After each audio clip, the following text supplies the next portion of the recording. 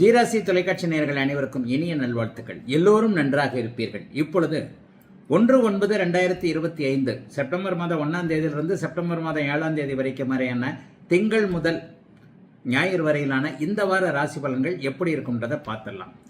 தனுசு ராசிக்காரர்களுக்கு திங்கக்கிழமை செலவுகள் இருக்கக்கூடிய வாரம். திங்கக்கிழமை ஒரு நாள் அவர் 12ஆம் இடத்துல இருக்கிறார். 8ஆம் அதிபதி 12ஆம் இடத்துல நீச்சம், ஆனாலும் வளர்வரை அமைப்புகளில் இருப்பார். திங்கக்கிழமை கொஞ்சம் அலைச்சல் அதிகமாக இருக்கும். மத்தியான சாப்பாடு வேலைக்கு சாப்பிடவே முடியாது. வீட்டில இருந்து சாப்பாடு எடுத்துக்கிட்டு கட்டிக்கிட்டு வந்திருந்தீங்கன்னா கூட திங்கக்கிழமை முழுக்க ரோட்ல இங்கே தெரிஞ்சுக்கிட்டு இருப்பீங்க. செவ்வாய்க்கிழமை செட்டில் ஆவீங்க. செவ்வாய்க்கிழமை புதன்கிழமை அப்படியே ராசியிலேயே வளர்பிறை சந்திரன் குருவின் பார்வையில் இருப்பது என்பது அட்டகாசமான ஒரு அமைப்பு. அதுவும் 8ஆம் அதிபதி சுபத்துவமாக இங்கே ராசியில உட்கார்ந்து இருக்கிறார்.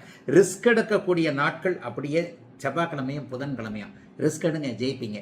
அன்றைக்கு அருமையா இருக்கும். அதுவும் ஏதாவது ஒரு விஷயத்துல, பண விஷயத்திலேயோ தொழில் விஷயத்திலேயோ ஒரு முடிவு எடுக்கிற விஷயத்திலேயோ சும்மா சீட்டுக்குளிக்கு போட்டு பார்த்துட்டு ஒரு முடிவு எடுக்கலாம்னு நினைப்போம்ல, அந்த மாதிரியான விஷயங்களுக்கு தெய்வத்தை பரம்பொருளை வணங்கி நம்பி அந்த நேரங்களில் செவ்வாய்க்கிழமையும் புதன்கிழமையும் ரிஸ்க் எடுக்கக்கூடிய நல்ல நாளாக அந்த நாள் அமைஞ்சிருக்குங்க.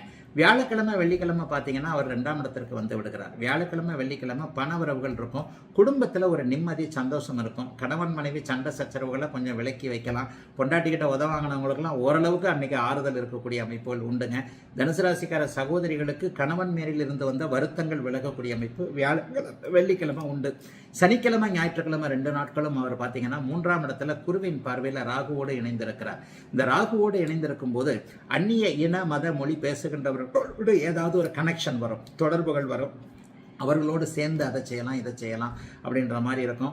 சிலருக்கு கொஞ்சம் நண்பர்களால் அந்நிய மொழி இனம் இதை மதம் சம்மந்தப்பட்ட பேசுகிற அந்த சம்மந்தப்பட்ட நண்பர்களால் ஏதாவது ஒரு நல்ல கான்டாக்ட்ஸு அவங்களே நமக்கு உதவக்கூடிய தன்மை என அப்படி ஒன்றும் பெரிய கஷ்ட நஷ்டங்கள் இல்லாத இயல்பான நல்ல வாரமாக தாங்க தனுசு ராசிக்காரர்களுக்கு அமைந்திருக்கிறது. ராசிநாதன் ராசியை பார்ப்பது சென்ற வருடத்தை விட 6 மாதங்களை விட இப்போது நீங்கள் நன்றாக இருக்கிறீர்கள் என்பதை உறுதிப்படுத்துகிறது. யோக வாரமாகவே அமைந்திருக்குதுங்க தனுசுக்கு இந்த வாரம். மகர ராசிக்காரர்களுக்கு திங்கக்கிழமை சக்சஸ்.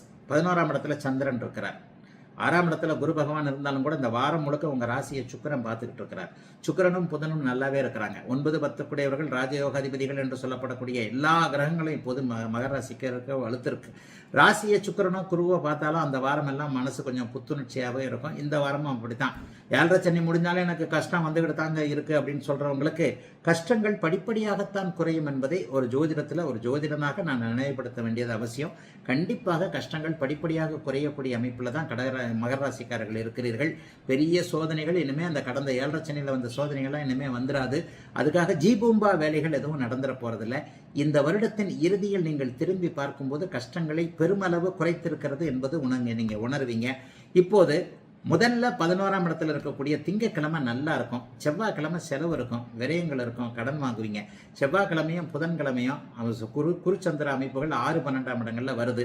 கடன் வாங்கக்கூடிய அமைப்புகள் உண்டு. என்னங்க நீங்க நல்லா இருப்பேன்றீங்க, கடன் வாங்குறீங்க அப்படின்னு சொல்றீங்க. வளர்ச்சிக்கான கடன்கள் தான் இருக்கும். வீட்டுக்கு தேவையான பொருள் வாங்குறதுக்காக கடன்கள், அல்லது வண்டி வாங்குறது, வாகனம் வாங்குறது, இந்த போன்ற அமைப்புகளில் கடனுக்கு கையெழுத்து போடுறது. கடனால தொல்லைகள் இருக்காது, ஆனால் கடனால ஏதாவது ஒரு பொருட்சேர்க்கை அப்படி இப்படின்னு இருக்கும். சிலருக்கு அந்த 2 நாட்களும் டிராவல் மூலமான அலைச்சல்கள் ஏதாவது இருக்கும். ஆக மகர ராசிக்காரர்களுக்கு அந்த செவ்வாய்க்கிழமையும் புதன்கிழமையும் அலைச்சல் உள்ள நாட்களாக இருக்கும். அதனை அடுத்து பார்த்தீங்கன்னா அப்படியே ராசியிலேயே பௌர்ணமி சந்திரன் வந்து மகர ராசிக்காரர்களுக்கு வந்து உட்கார்றாருங்க. அப்ப ராசியில பௌர்ணமி சந்திரன் வந்து உட்காரும் போது என்ன நடக்கும்? மனசு கொஞ்சம் தெளிவாக இருக்கும். சந்திர அதியோகத்தின் காரணமாக வியாழன் வெள்ளி ஆகிய 2 நாட்களும் உங்களுக்கு சந்திரன் ராசியிலேயே மகர ராசிக்காரர்களுக்கு இருக்கக்கூடிய தன்மை என்பது வெகு அழகாக செயல்படக்கூடிய ஒரு அமைப்பு. வியாழக்கிழமை வெள்ளிக்கிழமை எந்த முடிவு எடுக்கிறீங்களோ அந்த முடிவை அப்படியே நல்ல விதமாக செயல்படுத்தி காட்டக்கூடிய சிறப்புகள் இருக்கக்கூடிய யோக வாரமாக அமைஞ்சிருக்குங்க மகர ராசிக்காரர்கள் எல்லோருக்கும் இந்த வாரம். கும்பராசிக்காரர்களுக்கு பார்த்தீங்கன்னா திங்கக்கிழமை வந்து ஒரே ஒரு நாள் அப்படியே 10ஆம் இடத்திலேயே சந்திரன் இருக்கிறார். அந்த திங்கக்கிழமை மட்டும் வேலை தொழில் அமைப்புகளில் கொஞ்சம் முன்னேற்றம் இருக்கும். கடந்த காலங்களில் இல்லாத அளவிற்கு வேலை தொழில் வியாபாரம் போன்ற அமைப்புகள் கொஞ்சம் நிம்மதியாகத்தான் இருக்கும். அப்படியே செவ்வாய்க்கிழமை புதன்கிழமை பார்த்தீங்கன்னா 11ஆம் இடத்துல குருவின் பார்வையில் இருக்கிறார். லாபங்கள் இருக்கக்கூடிய அமைப்புகள் அப்போது உண்டு, வெற்றிகள் உண்டு. செவ்வாய்க்கிழமை புதன்கிழமை யாரையாவது ஜெயிக்கணும்னு நினைச்சீங்கன்னா அதை ஜெயிக்கக்கூடிய அமைப்புகள் இப்போது கும்பராசிக்காரர்களுக்கு வந்து விடுகின்றன. சட்டப்பூர்வமான போராட்டங்கள், வீட்டுக்குள்ளேயே புருஷன் பொண்டாட்டி சண்டை, பிரிஞ்செல்லாமான்னு நினைச்சுக்கிட்டு இருந்தவங்க டிவோர்ஸுக்கு கேஸ் போட்டிருக்கேன், அதுக்கு போட்டிருக்கேன், இதுக்கு போட்டிருக்கேன், கோர்ட்டுக்கு அலைகிறேன், இதுக்கு அலைகிறேன், இவங்க எல்லாத்திற்கும் சாதகமான சுமூகமான தீர்வுகள் கிடைக்கக்கூடிய தன்மைகள் உண்டுங்க. ஜென்மச்சனி விலகிட்டதுனால பெரிய சோதனைகள் இனிமேல் கும்பராசிக்காரர்களுக்கு கண்டிப்பாக இருக்காது. படிப்படியாக தான் நல்ல மாற்றங்கள் வரும். ஆகவே 10, 11 ஆகிய 2 இடங்களும் நல்ல இடங்கள்ன்றதுனால பெரிய சோதனைகள் இருக்காது.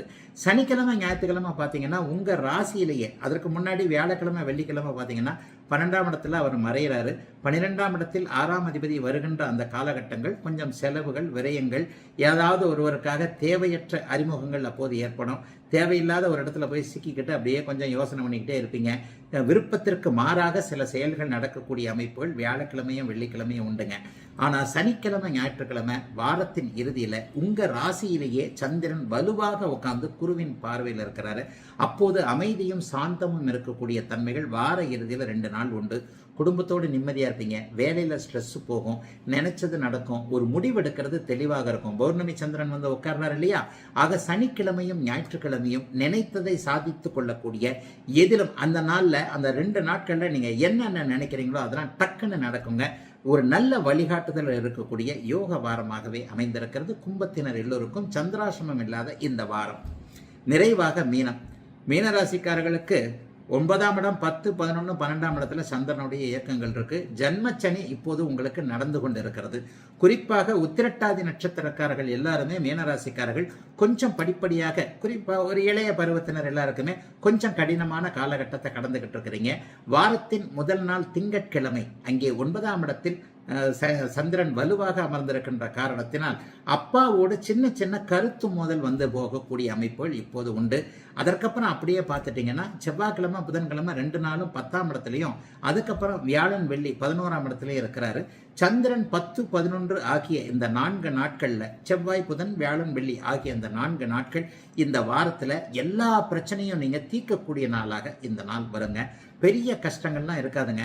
பொதுவாகவே ஜன்மச்சனி எந்த ராசிக்காரர்களுக்கு அமைந்திருக்கிறதோ அவர்களில் இளைய பருவத்தினர் போங்க எனக்கு எதுவுமே நடக்கலை, நீங்கள் பாட்டில் ராசி பலன் சொல்லிக்கிட்டு இருக்கிறீங்க, ஒன்று நடக்கலை, இப்படித்தான் பேசுவீங்க. ஆனாலும் இந்த 4 நாட்கள் பாலைவனத்தின் நடுவே நடக்க போகிறவனுக்கு 2 மலைத்துளி லேசாக கொஞ்சம் மழை பெஞ்சா எப்படி இருக்கும் அந்த மாதிரி நல்லா தாங்க இருக்கும். திரும்பி டல் அடிக்கும். 12ஆம் இடத்துல சந்திரன் வரும்போது சனிக்கிழமை ஞாயிற்றுக்கிழமை ஆகிய 2 நாட்கள் கொஞ்சம் ஒரு மாதிரியாக மனம் ஏதாவது ஒன்றை நினைத்து கொண்டு கற்பனை செய்து கொண்டு அது நடக்குமா இது நடக்குமா என்கின்ற எண்ணங்களில் இருக்கக்கூடிய அமைப்புகள் வார இறுதியில் உண்டுங்க. ஆனாலும் பெரிய சோதனைகள் இந்த வாரம் கிடையாதுங்க. எதுக்கும் ஜன்மச்சனி நடக்கும்போது நான் அடிக்கடி சொல்கிறதாங்க, பணம் சார்ந்த விஷயங்களில் கொஞ்சம் கவனமாக இருக்கணும். மாமனை நம்பினேன், மச்சானை நம்பினேன், அவர் சொன்னார் இவர் சொன்னார்னு கிரெடிட் கார்டை கொடுக்கறது, அவருக்கு ஜாமீன் கையெழுத்து இவருக்கு ஜாமீன் கையெழுத்து போடுறது, அவர் செய்யலைன்னா நான் செய்கிறேன் நான் தரேன்னு சொல்கிறது, இந்த மாதிரியான விஷயங்களில் மீனராசிக்காரர்கள் கொஞ்சம் கவனமாகவே இருக்கணுங்க. இதை தவிர்த்து பெரிய கஷ்ட நஷ்டங்கள் இருக்காதுங்க. உழைப்பிற்கேற்ற ஒரு ஊதியம் கிடைக்கக்கூடிய ஒரு நல்ல வாரமாகவே அமைஞ்சிருக்குங்க. மீனராசிக்காரர்கள் எல்லோருக்கும் இந்த